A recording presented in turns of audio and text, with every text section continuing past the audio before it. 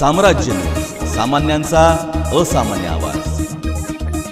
ना नल ना जल सब झोल भाग 3 जल जीवन की अधुरी कहानी। दक्षिण सोलापूर तालुक्यातील बोरामणी येथे नळ योजना कार्यान्वित करून गावाची पाणी टंचाई दूर करण्यासाठी जलजीवन मिशन योजनेअंतर्गत 1,98,00,000 रुपये मंजूर करण्यात आले होते। या योजनेचा कालावधी 2 वर्षाचा असताना मार्च 2024 मध्ये कालावधी संपला आहे, परंतु योजनेचे 50% काम पूर्ण झाले आहे। गावातील भीषण पाणी टंचाई ही योजना 100% पूर्ण झाल्यावर संपणार असे असताना देखील ग्रामपंचायत कॉन्ट्रॅक्टरला दुसऱ्या टाकीसाठी जागा उपलब्ध करून देणे अपेक्षित असताना देखील जागा उपलब्ध करून दिले जात नाही। ही योजना याही वर्षी पूर्ण होण्याची शक्यता नसून गावाला या योजनेचे पाणी कधी मिळणार याबाबत काहीही शाश्वती उरली नसल्याचे भयावह वास्तव्य पुढे येत आहे।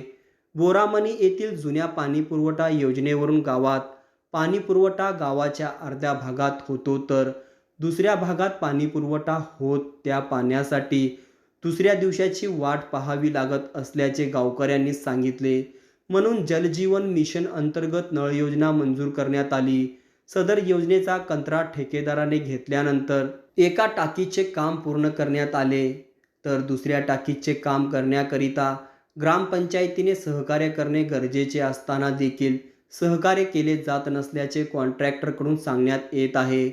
गावातील पाणी समस्या कायमची सुटावी यासाठी जलजीवन मिशन योजनेअंतर्गत पाणीपुरवठा योजना मंजूर झाली, परंतु ठेकेदाराच्या दिरंगाईमुळे काम होत नसल्याचे शिवसेना शिंदे गटाचे बंडू मस्के यांनी सांगितले।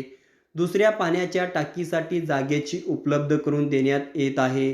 जुनी अंगणवाडीची जागा हस्तांतरित करून टाकी बांधण्यासाठी देण्यात येणार असल्याचे सरपंच आवटे यांनी सांगितले।